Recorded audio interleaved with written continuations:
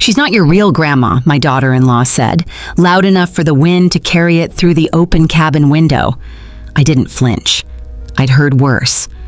Whispers behind doors, invitations never sent, photos cropped just right. But this time she said it in front of my grandson, and he nodded. That's when I knew. My name had been erased. Not by death, not by time, but by choice. I packed my bag that night, not in anger, but with precision. Like closing a ledger. They thought I had nothing left to give, that I was just an old woman clinging to memories. But I had been watching, listening, waiting. You see, I never lost my power. I just hid it. Because sometimes to teach someone what real love looks like, you have to disappear. And sometimes you have to return when they least expect it, holding all the cards. I never had a key to the front door. For 3 years, I entered my son's house like a guest, knocking softly, waiting on the porch, even in the cold. Kent never noticed.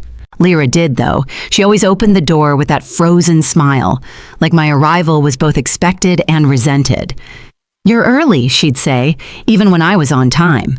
This trip to the mountains was her idea, a family reset, she'd called it. I knew better. It was a stage, and I was the aging prop they couldn't quite throw away. At the cabin, I got the pull-out couch. Again. I smiled and said it was fine. Again. I placed my suitcase under the coffee table, folded my sweater neatly over the armrest, and thanked her for letting me come. She didn't respond, just handed me a paper plate at dinner while everyone else clinked china. But that wasn't the moment that broke me. That came the next morning with 8 words, 8 sharp, careless words. "She's not your real grandma," Lyra said to Lance. I never had a key to the front door. For 3 years, I entered my son's house like a guest, knocking softly, waiting on the porch, even in the cold. Kent never noticed. Lyra did, though. She always opened the door with that frozen smile, like my arrival was both expected and resented. "You're early," she'd say, even when I was exactly on time.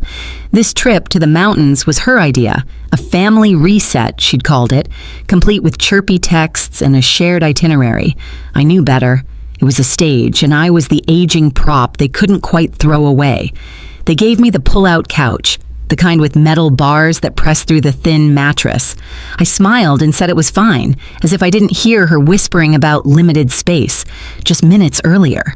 I placed my suitcase under the coffee table, folded my worn sweater neatly over the armrest, and thanked her for letting me come. She didn't respond, just handed me a paper plate at dinner, while everyone else clinked china. No one questioned it, not even Kent. But that wasn't the moment that broke me. That came the next morning. The cabin was quiet. Pine needles whispered against the windows. I sat outside, wrapped in my sweater, watching Lance play with his toy trucks. He looked so much like Kent at that age. Curious, trusting. His joy was still untouched. That innocence was a temporary thing, I knew. And right then, I heard it. "She's not your real grandma," Lyra said.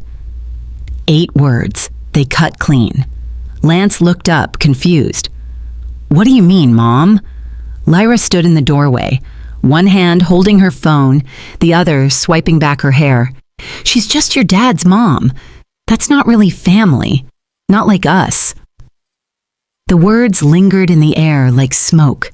I didn't cry. I didn't speak. I just watched the wind scatter the small pine cones near Lance's feet and felt something shift inside me. Not grief.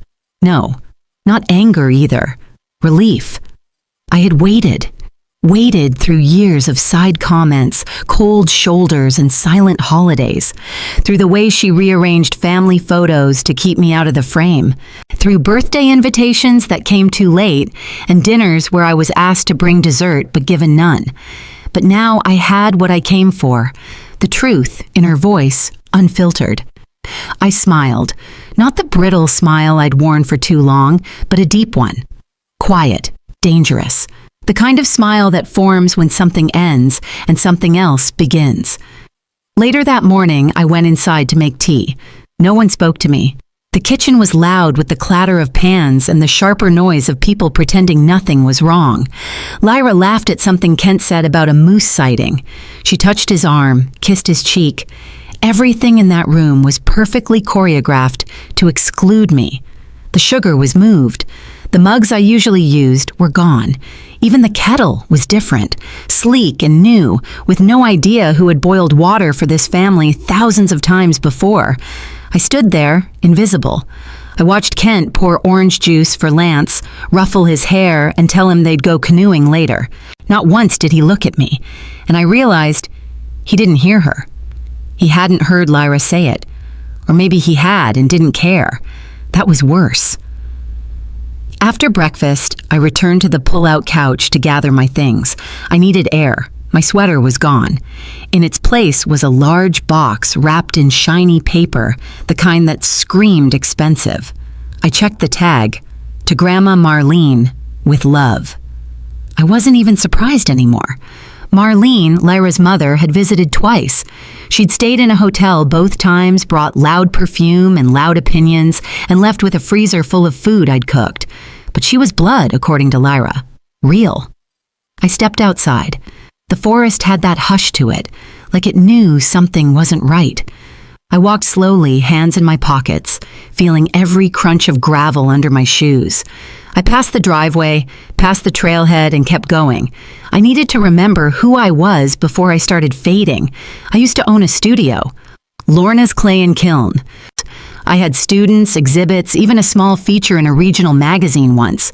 People would walk in, smell the earth in the air, and say it felt like peace. I hadn't touched clay in 5 years. Kent said there was no room for the wheel at their house. The cabin was quiet when I returned. Everyone had gone out, probably to the lake. I sat on the couch, opened my notebook. I hadn't written in it since the move, but now the words came fast. Entry number 1. Lyra said I'm not real. Kent didn't say otherwise. Lance didn't understand. Maybe one day he will. I tore the page out, folded it into fourths, slid it into the lining of my purse. I wasn't planning to keep it. I was planning to use it. Because words, when you let them pile up too long, eventually turn into decisions. And I had just made one. That night, dinner was lasagna. Lyra's version, dry, overbaked, with too much cheese and not enough soul. I offered to help, but she waved me off. Relax, you're our guest. But that word, guest, sat like a stone in my stomach. Guests don't have a past. Guests don't have roots. Guests leave. Kent handed out plates, careful to skip me until Lance reminded him. Grandma didn't get one. Kent blinked. Oh, sorry, Mom.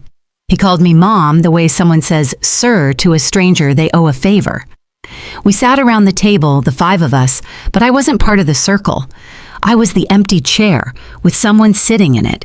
Every story they shared, every joke they passed, moved around me like water parting for a rock. When it was over, I did the dishes. No one asked me to. No one thanked me either. But it gave me something to do with my hands. The rhythm of warm water and soft scrubbing brought back memories of my studio, of centering clay, coaxing it into form. I miss that. The way the clay listened, people rarely do. Later, in the dim light of the cabin, I sat by the fireplace. Lance came over with his blanket, curling beside me like he used to when he was younger. Grandma, he whispered, why did Mommy say that? My chest tightened. I didn't ask him what he meant.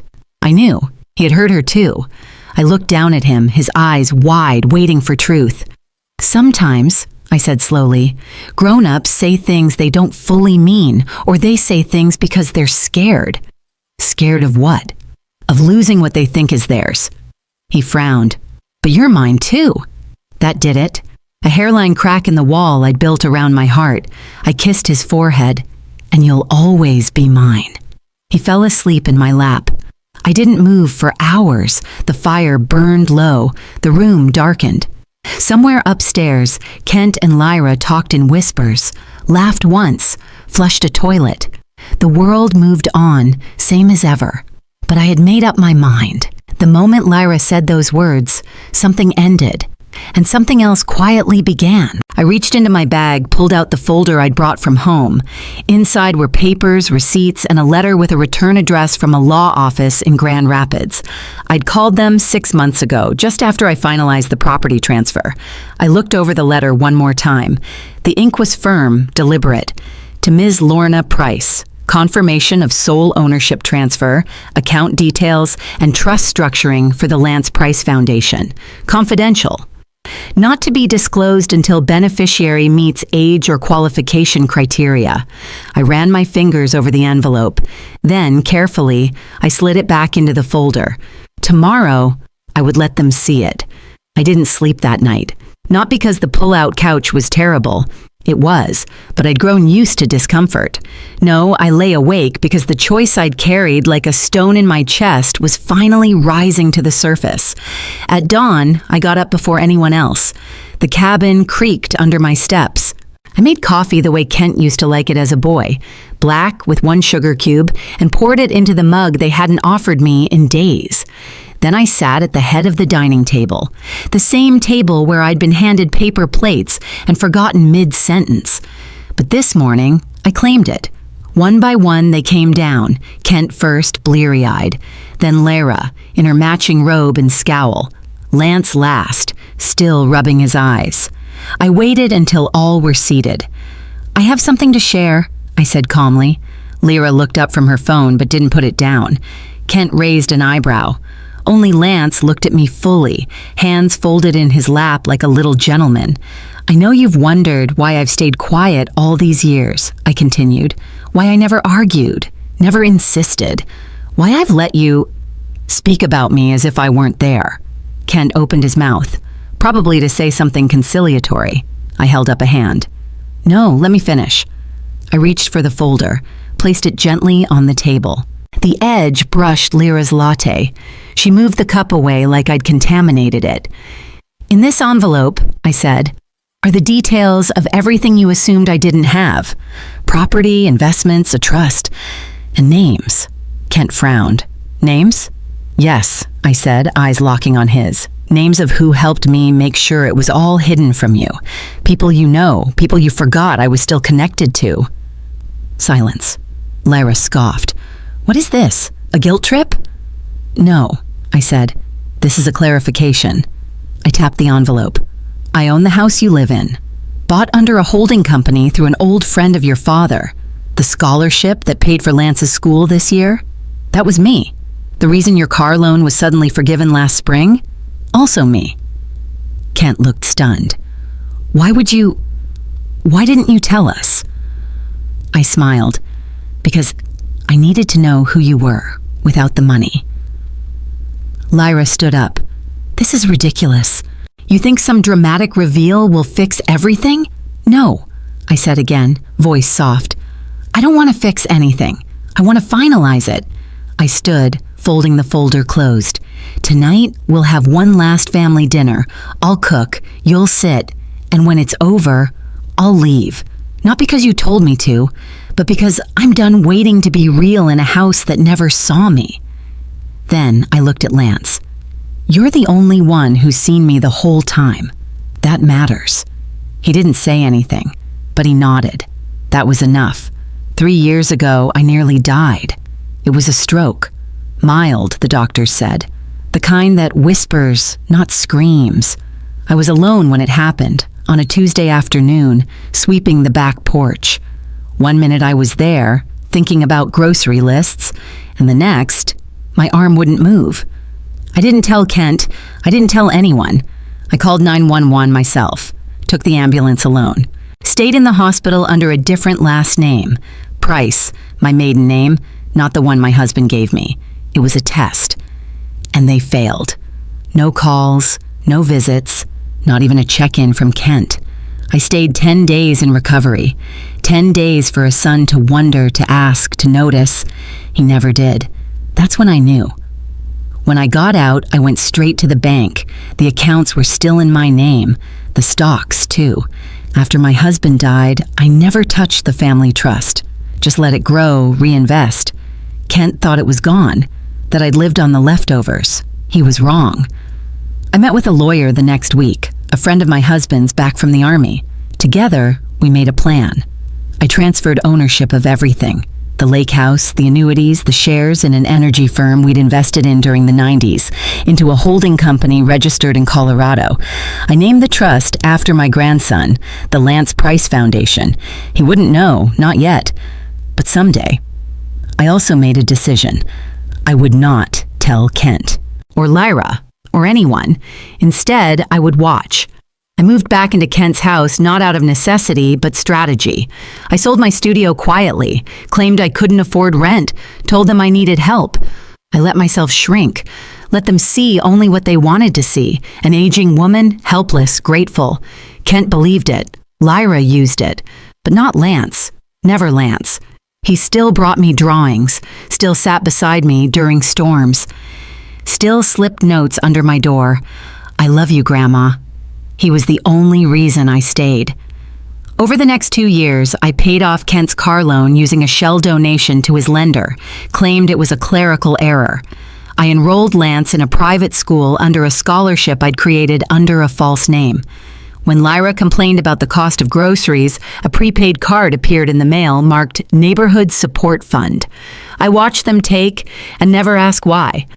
I was gathering proof. Because someday, when they finally asked what I'd ever done for them, I would answer. Not with anger, not with yelling, but with facts. Quiet, heavy facts. Like a ledger placed gently on a table, closing for good.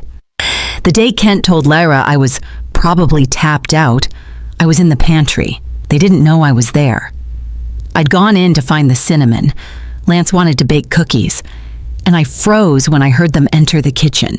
She's probably tapped out by now, Kent said. She sold the studio, lives on Social Security, right?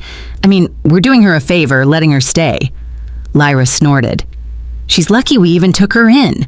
Your mom's always had this pathetic dignity thing, like being poor but proud makes her noble. I held my breath. The cinnamon jar felt heavy in my hand, not because of the weight, but because it anchored me, kept me from collapsing right there between the canned beans and oatmeal. They left the kitchen.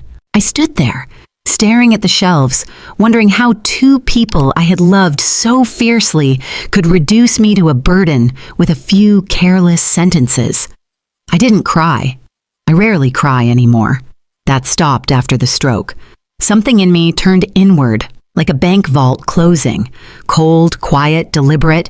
Instead, I pulled out my phone and opened the note app. I typed March 14th, 4:11 p.m., Kent.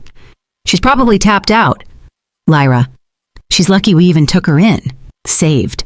I had dozens of entries like it. Date, time, words, a private archive of disregard. I wasn't keeping it to shame them. I was keeping it to remind myself that memory, when filtered through hope, becomes unreliable. I needed truth that couldn't be softened by he didn't mean it or she was having a bad day, the kind of truth that cuts clean and sets you free. Later that week, I visited the house's original deed, quietly, logged into the holding company account, downloaded the document and saved it to a USB hidden behind the bathroom mirror.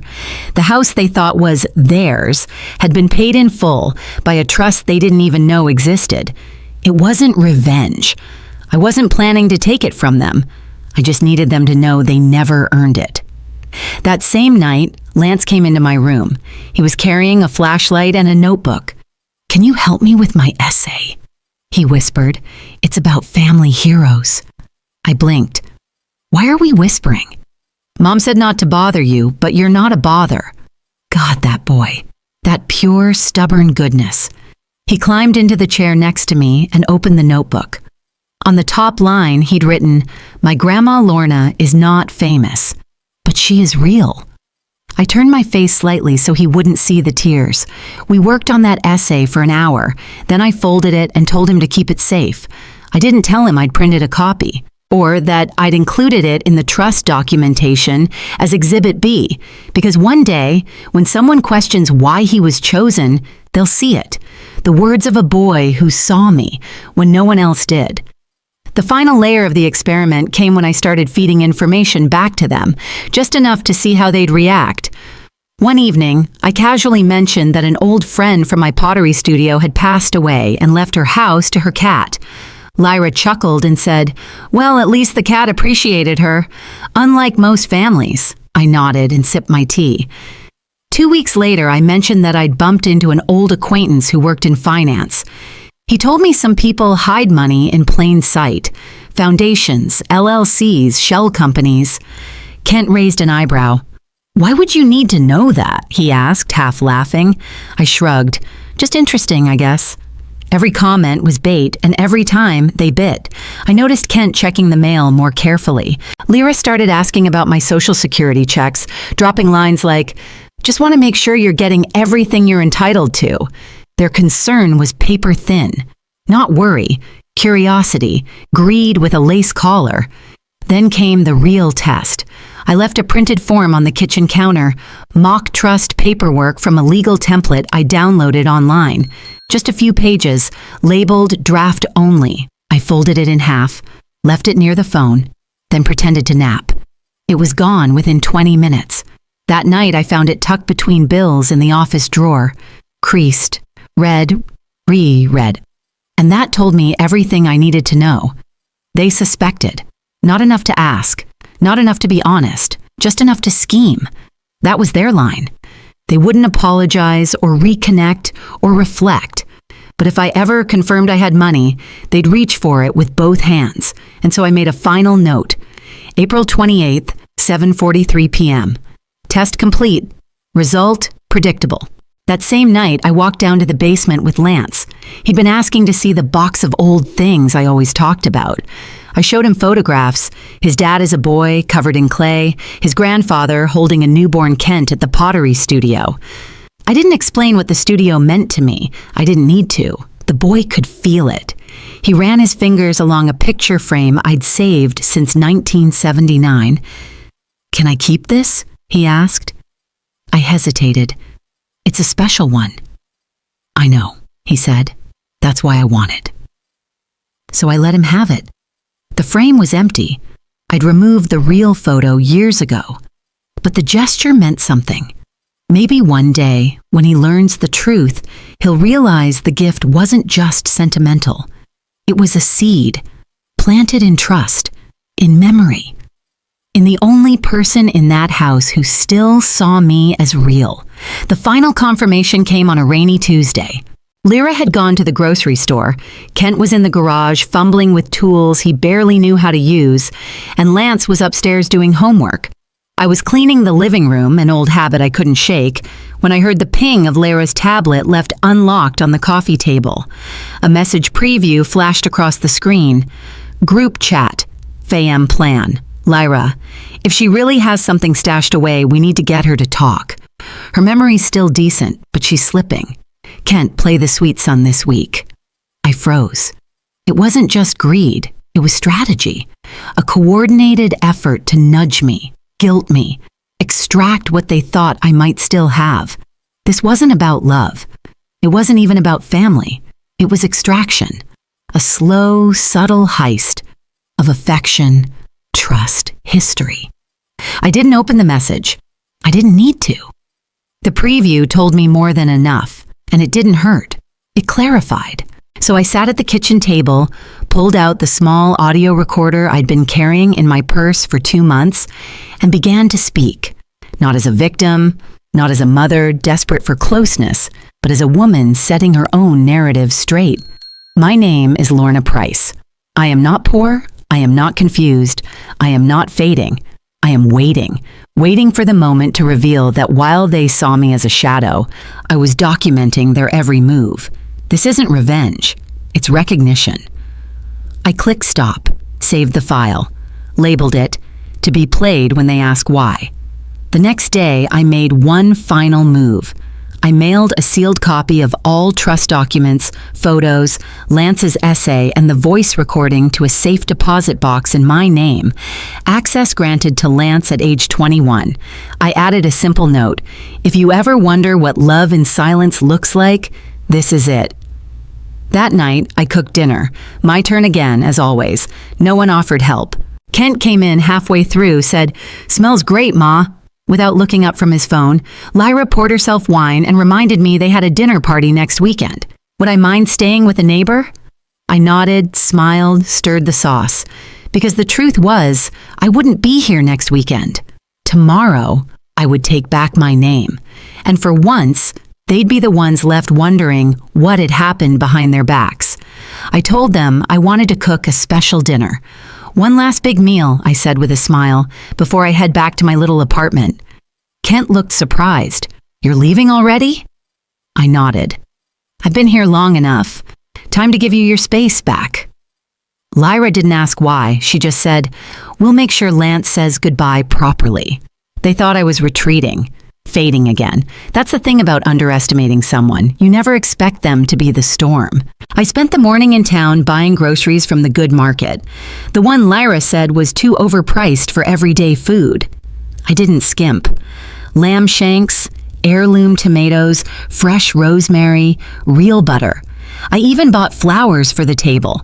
Not the sad supermarket bundle, but long-stemmed lilies, elegant and sharp. Back at the cabin, I worked in silence. The kitchen, usually a place where I felt invisible, became mine. Every chop, every stir, every plate set was deliberate, ritualistic. Not just a meal, but a declaration. Lance wandered in around 4.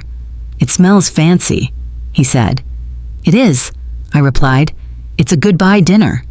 He looked at me, frowning. Are you really leaving? I bent down, cupped his face. Yes, sweetheart, but not forever. He didn't ask where I was going. Maybe he sensed it wasn't about location. Maybe he already knew it was something bigger. By 6, the table was set. Candles, linen napkins, real plates. I wore the dark green dress Kent bought me 15 years ago. Before Lyra, before everything dimmed, it still fit, still made me feel like myself. They came downstairs one by one. Lyra blinked at the setup. Wow, someone's trying to impress. Kent laughed nervously. This looks professional. I didn't respond, just smiled and gestured for them to sit. Dinner began with silence, then small talk. Kent asked about a basketball game. Lyra complained about traffic. Lance kept his eyes on me, watching like he knew something was coming. When the main course was served, lamb with mint sauce, roasted vegetables, warm bread, I stood. I want to say something. 4 pairs of eyes turned toward me. I've spent the last few years in this family learning where I belong, or more often, where I don't. My voice was steady, clear. Tonight is not about guilt. It's about truth. So I've prepared something. I reached under my chair and pulled out a small black speaker. Hit play. Lyra's voice filled the room. If she really has something stashed away, we need to get her to talk. Kent's voice followed. She's probably tapped out. We're doing her a favor. Then silence. The only sound was the soft clink of a fork dropping from Lyra's hand. I turned off the speaker, folded my hands, looked each of them in the eye. Dinner, as always, is served, but tonight I'm not the only one on the menu. For a moment, no one moved. Lyra's mouth hung open slightly, like her brain couldn't keep up with her ears. Kent stared down at his plate, as if the lamb might offer a distraction or a way out. Only Lance, sweet, sharp-eyed Lance, watched me with something like awe, or fear, or both. Lyra recovered first. That was taken out of context. I tilted my head. Really? Because context usually doesn't involve group chats labeled fam plan. Kent finally looked up. Mom, what is this?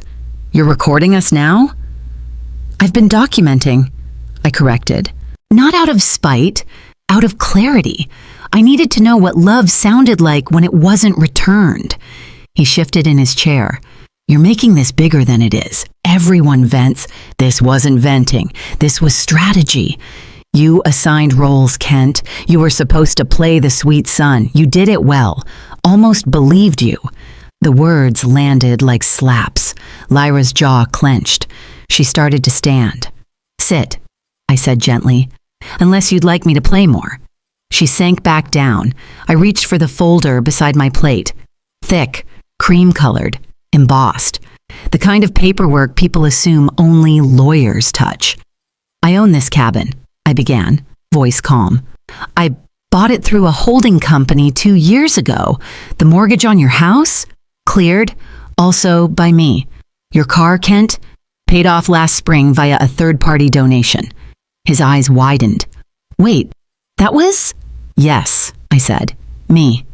Lyra laughed, but it was the brittle sound of someone realizing the floor was not where she thought. Why would you do that in secret? Why not just, I don't know, help like normal people? I leaned forward, because normal help gets forgotten, erased, rewritten, and I wasn't going to be erased. Kent tried again. But why this? Why the recording? Why the drama? I paused, then said, because you never would have listened to anything quieter. The table stayed silent. The candlelight flickered between us like we were sitting around a fire that could either warm us or burn everything down. I turned to Lance. Do you remember that essay you wrote? The one about family heroes? He nodded slowly. I still have it. I do too, I said. It's in a file labeled Evidence of Worth.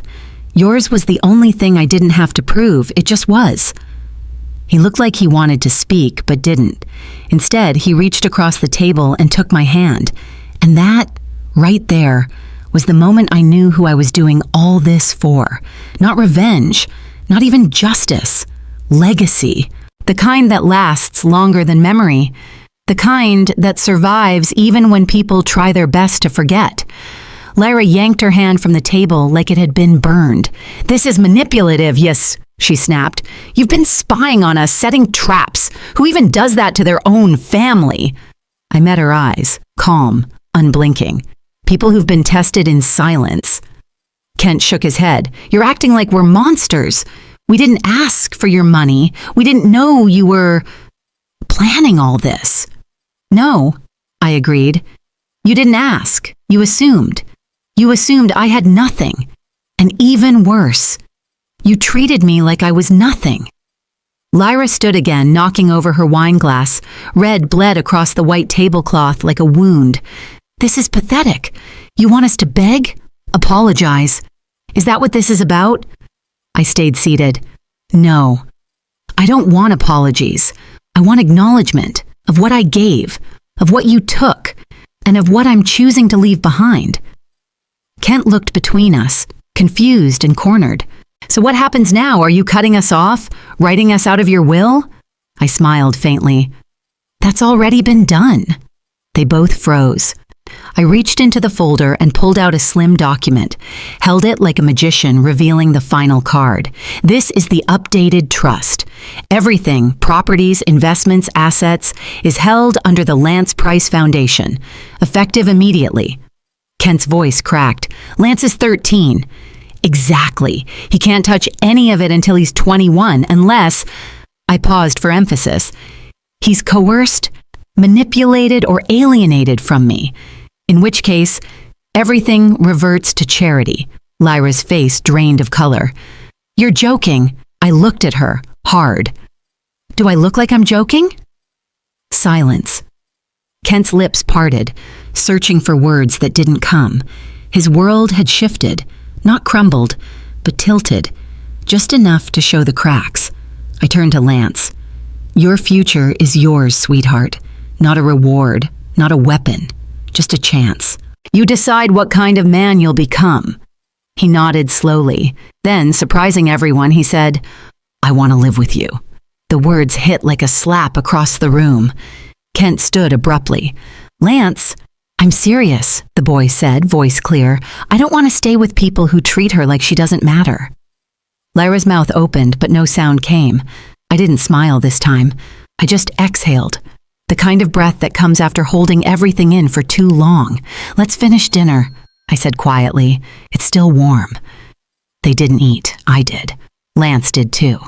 The rest of the table stayed frozen, 4 plates growing cold under a weight none of them could lift. When the last fork clinked against the empty plate, I stood and gathered my things. Not just from the table, but from the house. I walked upstairs slowly, deliberately. Each step felt like an echo of the years I'd spent shrinking myself into corners. This time, I didn't move quietly. I wanted them to hear the weight of me. In the guest closet, the one they never cleared out, I found my small suitcase, the same one I brought when I moved in, temporarily. I placed the last of my folded clothes inside, 2 sweaters, a worn journal, and the photo of Lance holding my hand in the hospital 5 years ago. Downstairs, Kent and Lyra hovered in the kitchen, whispering furiously. I didn't interrupt. They were finally having the conversations they should have had years ago. Let them scramble. Let them count what they'd never see again. I found Lance in the den, holding the document I'd given him. He looked up, eyes wide. "Are you really leaving tonight?" "I am," I said softly, "but I'll see you again soon." He nodded. "Can I come visit you?" "Not yet," I said, crouching to meet him eye level, "but all right. And when the time is right, you'll know." He hugged me so hard my bones ached. I held on like it was the last anchor to something good in this family. Maybe it was. I turned to go, and that's when Kent finally spoke.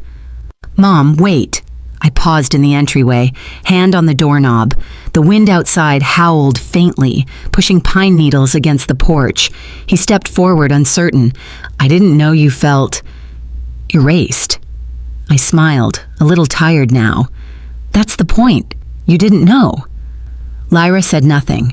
Her arms were crossed, her face tight. She didn't try to stop me. Neither of them did. "I'm not angry," I added, "but I am finished." Then I opened the door and stepped out into the night. The air was cold but bracing, and for the first time in years, I felt taller, not heavier, not older, just whole. Behind me, a house full of silence. Ahead of me, a road that I had paid for, paved, and now chose to walk. Alone, but never empty.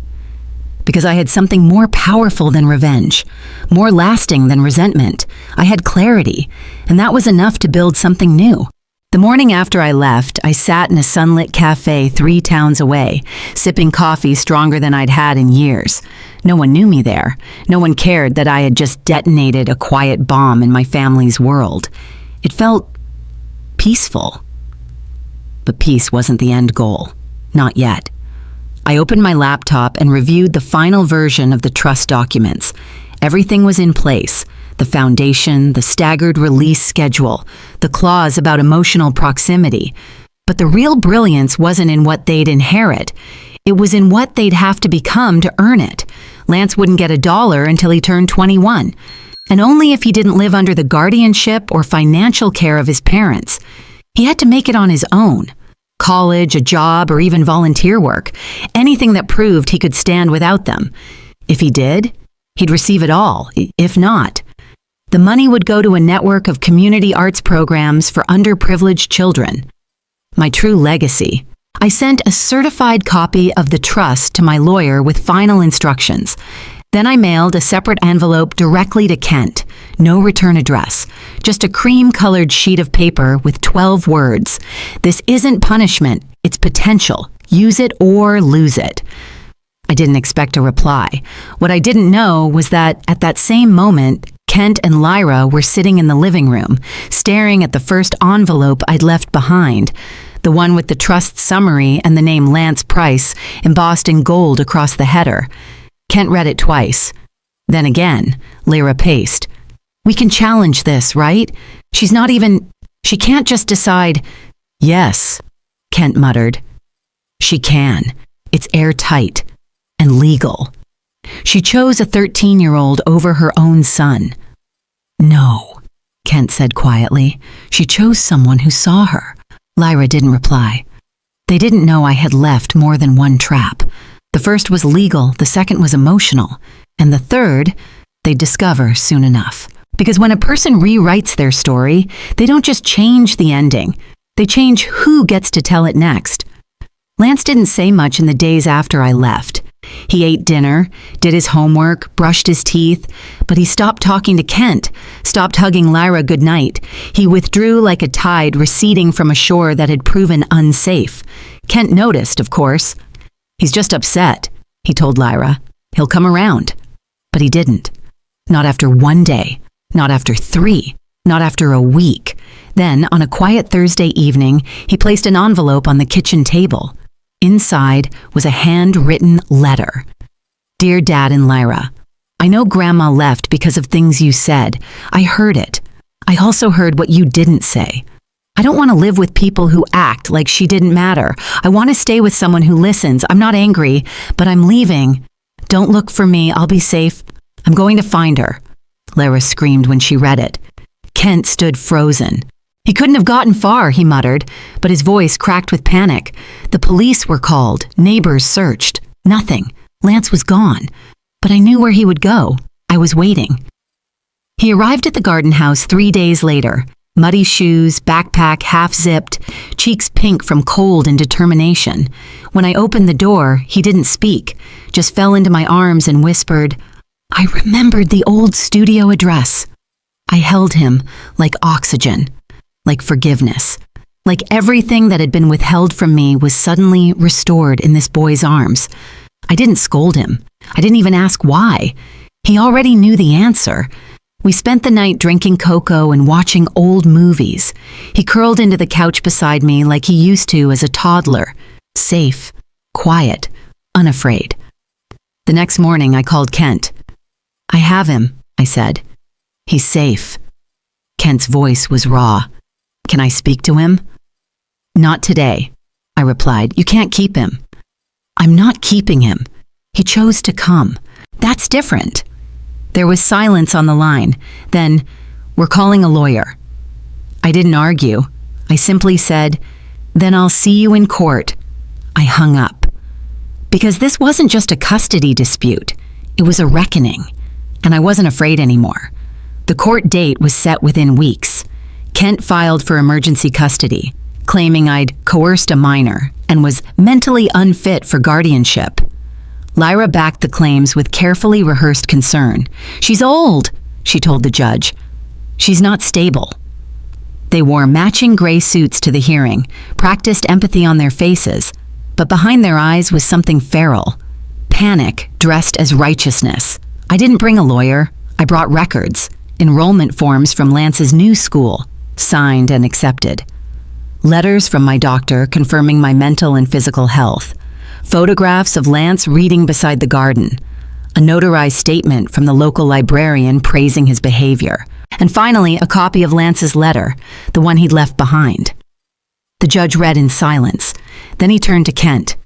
You say she's unstable, yet she's documented, transparent, and prepared. Meanwhile, your son ran away from your home. Why do you think he felt unsafe? Kent stammered.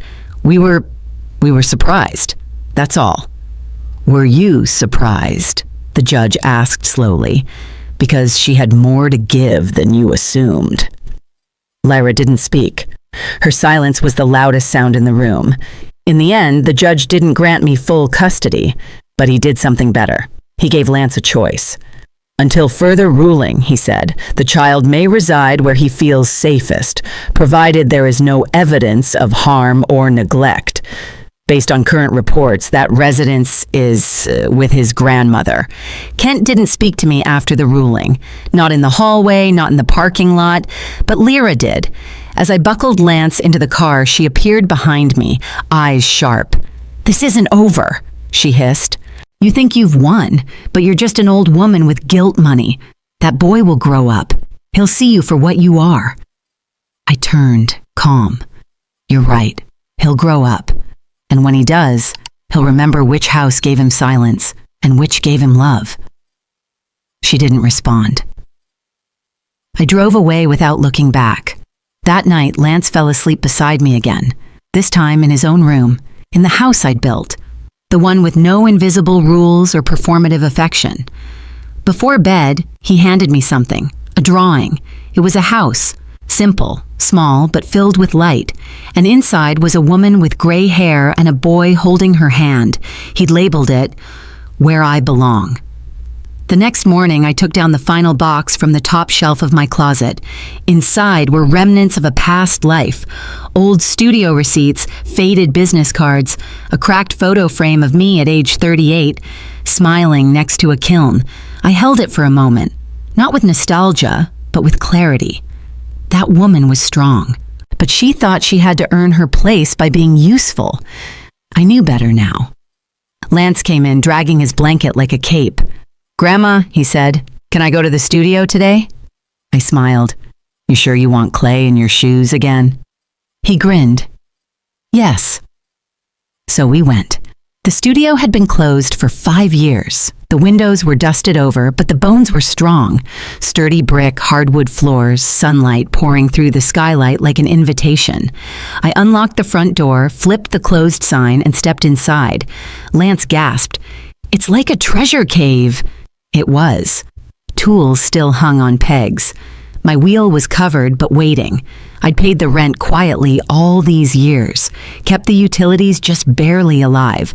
Maybe I'd known I would come back, or maybe I'd never truly left. We spent the afternoon cleaning. I showed him how to wedge clay, how to center it. His hands shook, but he laughed. "It's like magic," he said. "It is," I replied, "but the trick is patience." That evening, I reopened the ledger book for the studio. At the top of a fresh page, I wrote, "Lance, apprentice," and underneath, "Status, inherited without condition, loved without proof." I closed the book and felt something inside me settle. It wasn't about revenge. It never had been. This was about legacy, not the kind passed through documents, but through hands, through stories told around tables. Through truth, lived quietly but fiercely. Kent hadn't called since the hearing. Lyra had unfollowed me on everything. I expected that. What I didn't expect was the letter that arrived a week later. No return address, just my name in Kent's handwriting. Inside was a single sheet. "Mom?" I listened to the recording again. This time I heard myself. I don't like what I heard. I'm not asking for forgiveness. I just hope someday Lance can forgive me. Maybe you can too. I never deserved what you gave, but I see it now. That's something, right? Kent, I folded the letter and placed it in Lance's memory box. He didn't need to read it yet, but one day he would. Because part of love is keeping the door unlocked, even if it stays closed. 2 months passed in peace. The studio reopened. Lance came every afternoon after school. Word spread slowly. First, an old friend dropped by to just see the place. Then a former student brought her teenage daughter. Within weeks, the wheel spun again, the shelves filled, and laughter returned to the air. But peace has a way of shaking loose old dust. One evening, I received a letter, thick, official, from a lawyer in Michigan, one I hadn't heard from in nearly 20 years. I opened it carefully. Subject, Estate Review, Samuel Price. New evidence surfaced regarding a closed asset under your late husband's name. We require your confirmation of identity for access. Samuel. I hadn't spoken his name aloud in years, not since the day I found out the truth. You see, Kent's father wasn't just a husband and veteran. He had been other things, quietly, legally, secretly, and he had left behind more than I realized. I walked out to the garden and sat on the bench where I used to read to Lance as a baby. The sun was dipping, casting shadows across the lawn. I stared at the letter. The truth was, Samuel had set up an offshore account, one I didn't know about when I buried him. It wasn't illegal, but it was hidden. And now, decades later, it had surfaced. A 6-figure sum, untouched. I closed my eyes. I could already hear Lyra's voice. That should be Kent's. But it wasn't. Not anymore. Samuel had lied to me about many things. Money, a second phone, business trips that didn't line up. I never confronted him. I just endured. Because that's what women like me were taught to do. Hold the family together, even when it's made of broken glass. But I wasn't that woman anymore. I opened my old journal and added a new entry. May 17th, 7:22 p.m. found what was hidden. Again. This time, I won't let silence inherit it. This time, I choose. The next morning, I called the lawyer in Michigan. Yes, I confirmed, I am Lorna Price. Yes, I am the legal widow of Samuel Price. And yes, I authorized the account's release on one condition. There was a pause on the line. A condition, ma'am? Yes, I said, steady. I want it converted into a time trust, one that becomes visible to the potential beneficiary only after a test of intent. What kind of test? I smiled. A simple one. Let him think it's gone and see how he behaves. The lawyer agreed. Discreet arrangements were made. The 6-figure sum would be listed as unclaimed for the next 60 days unless Kent took a specific step, writing me a letter, not asking for money, not apologizing, but acknowledging his choices. No threats, no demands, just truth. If he did, he'd receive access. If he didn't, the money would fund a mobile pottery workshop for foster homes across 3 states. Either way, it wouldn't be wasted. That afternoon, Lance found me in the studio shaping a tall vase with thick ribs. He watched silently for a while, then asked, "Do you miss him, Grandpa?" I paused. The clay spun. My hands stayed steady. "I miss who I thought he was." Lance nodded. "Is that like missing a movie you used to love, but now you know how it ends?" I laughed, soft and sad. Exactly like that. He looked at the shelf of finished pieces. "Do you think Dad's gonna change?" I didn't answer right away. Then I said, "People don't change when they're forced. They change when no one's watching, and they still choose better." Lance nodded slowly, then asked the question I didn't expect. "Are you still watching him?" I met his eyes. "No, sweetheart, not anymore." But the truth was, I was. One last time. 2 weeks later, I received a letter. It was addressed in Kent's handwriting, careful, almost hesitant. No return address, just my name, Mom, written in block letters like he was afraid cursive might imply too much emotion. I opened it slowly. Inside were 2 pages, handwritten. Neat, no smudges, no crossed out lines, just truth. "Mom, I didn't know you were testing me. I didn't know I had failed you." But reading that letter again, hearing my own words, I realized I've failed myself too. I grew up believing you'd always be there, and when you were, I stopped seeing you. I'm sorry for every moment I made you feel small in a space you helped build. I'm sorry I let my wife's discomfort become my compass. I was weak, not because I didn't love you, but because I thought love didn't need action. I thought your silence meant you were fine. I see now. Silence is not peace. It's just a room where no one listens. You don't owe me anything. I'm not writing to ask. I'm writing to say I see you, not the mother I remember. The woman you are now. And I want Lance to know her too, fully, freely. If you decide never to write back, I'll understand, but if you do, I'll be here trying. Not perfect, but trying. Kent. I read it once, then again and again. It wasn't eloquent, but it was honest. And for the first time, it sounded like the boy I used to raise, not the man I had watched become a stranger. I closed the letter, pressed it to my chest, and exhaled. Then, without hesitation, I called the Michigan lawyer. Release the account.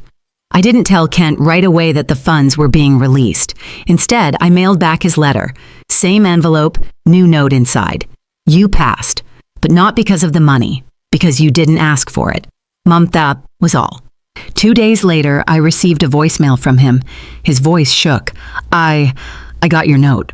I didn't expect. I thought I'd never hear from you again. Thank you. Not for the money, for seeing me again. I didn't call back. Not yet. Because this wasn't about reunions. This was about rebuilding from fractures too long ignored. And sometimes, space is the only way to make room for growth. I did call my lawyer, though. Split it, I said. Half to Kent under Lance's name with conditions. Half to the mobile pottery program. He hesitated. You're sure? I'm not rewarding the past, I said. I'm investing in the future. His and others. Later that week, I took Lance to the lake, the one behind the cabin. It was quiet now, still, a mirror to the sky. He skipped rocks while I sat on a bench. Did you forgive him? He asked. I don't think forgiveness is a one-time thing, I replied. It's something you choose, over and over, even when it still hurts. He nodded. Do you think he'll come visit? I think someday he might. And this time, he'll knock before coming in. Lance smiled, that soft half-smile he'd inherited from both sides of a complicated family. Then he looked at me, serious. "Will you ever leave again?" I took his hand. "No, sweetheart. I'm done leaving." He leaned his head on my shoulder. We sat like that, still, as the sun dipped low and turned the water gold. Because legacies aren't just about what you leave behind. They're about what you choose to hold on to, even after everything tried to take it from you. The first time I held Lance, he was barely 7 pounds and cried like he'd been born furious. Kent placed him in my arms without saying much.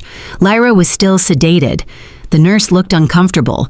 No one knew if I was supposed to be there. But I was. I always had been. I held him then, the same way I held him now, 15 years later. Close. Careful. Like he might disappear if I blinked too long. That memory stayed with me as I sat in the studio, sorting through decades of old glaze notes and sketches. Lance was in the next room, rolling clay, humming something tuneless. The sun stretched across the wooden floorboards like an old friend who knew how to listen. I pulled out a dusty leather binder. Inside were all my early journals, the ones before marriage, before motherhood. Raw, messy thoughts scribbled in corners. Dreams of opening a community space for women.